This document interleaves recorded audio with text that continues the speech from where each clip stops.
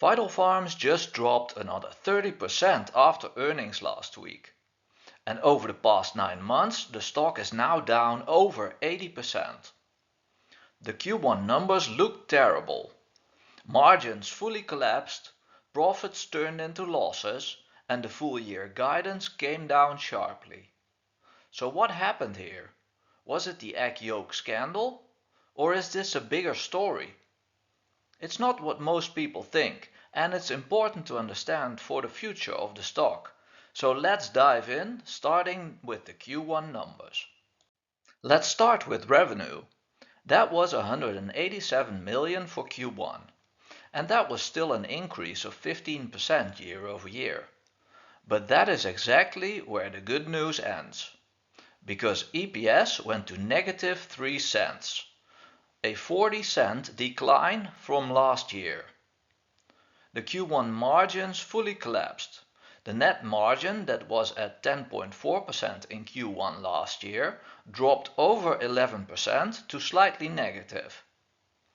That indicates real problems. And then there's the full year outlook. Management lowered their full year revenue guide by 13%. Which now means that there's only 5% revenue growth this year compared to last year. And the full year adjusted EBITDA guide is even worse. It collapsed all the way down to a midpoint of only 5 million. That is down 95% from the 110 million that was guided just a quarter ago. So basically no profitability this year. And management labeled 2026 as a reset year. Now the question is, what happened here that caused such a major decline? So when people see a stock drop like this, then their mind often goes to one explanation. They saw the egg yolk scandal on social media. So the assumption is the brand must have taken a big hit, and if the brand is damaged, then demand must have collapsed. And with collapsed demand, then the growth story is now probably over. And the egg yolk scandal is a factor, but there's much more going on here. Because we saw earlier that the revenue was still up 15% year over year. And yet, margins collapsed. So what is the real problem here?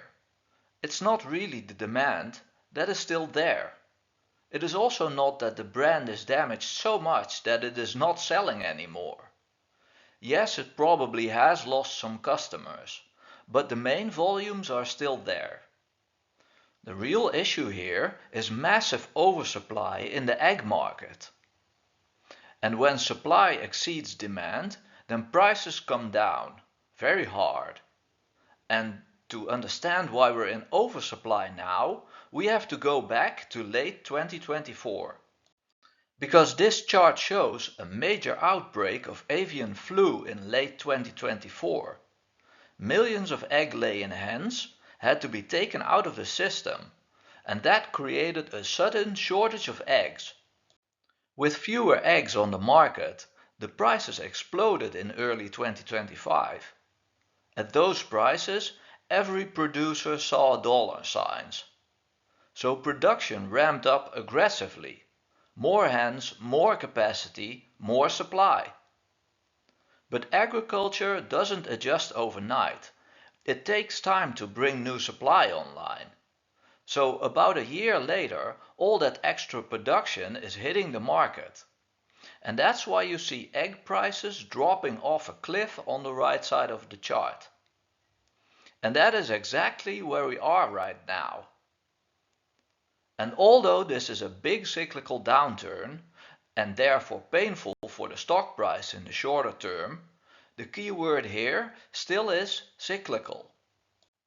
So how does this cycle actually hit Vitl Farms? Lower egg prices don't just reduce the revenue per dozen, they also change the mix. More volume gets pushed into lower margin channels. And on top of that, fixed costs don't come down.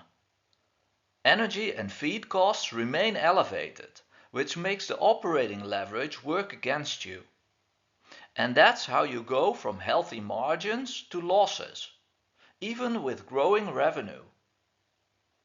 And now that we understand what's really driving the pressure on margins, we can step back and look at the egg price cycle itself, what it looked like in past cycles, and what it tells us about the path ahead to recovery. Looking at this chart, what I find interesting here is this. Circled in green, egg prices are now almost back to the same level where they bottomed in mid-2023. After the previous two peaks in April 2020 and January 2023, prices only declined for about 6 months before stabilizing and starting to recover. This time is different. The price peak in March of 2025 was much higher, and we're now more than a year into the decline. So while I think the sharp drop is likely behind us now, the 2023 lows suggest that prices can stay low for a while before they start moving up again. So if this is really the start of the bottoming phase, then the question isn't just when egg prices recover.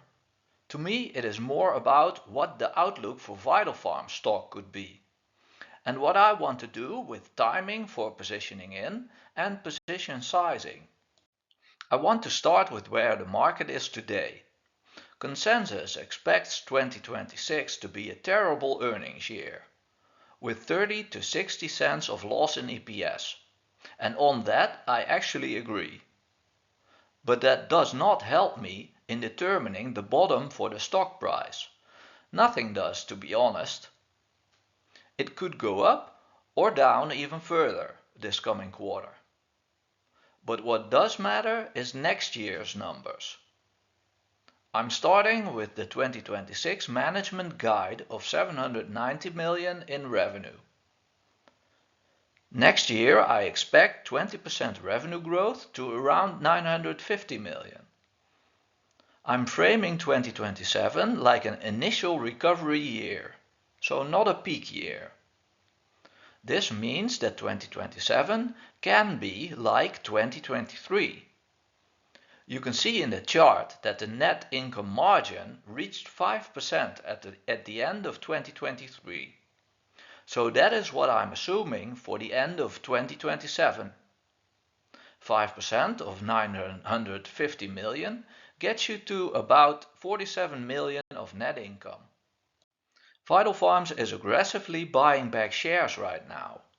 So I'm assuming about 44 million shares outstanding for next year. That puts EPS at just over $1 per share by the end of next year. For a business like this, I think a 20 to 25 PE is conservative in an early recovery phase. On just over $1 of earnings, that points to a share price somewhere between $22 and $27 by the end of next year. From today's price, that is roughly a 3x opportunity in about 18 months. But it does assume that the cycle normalizes from here. And for that normalization, there are a few cycle-specific risks that I want to be clear about. The biggest one is the timing of the cycle.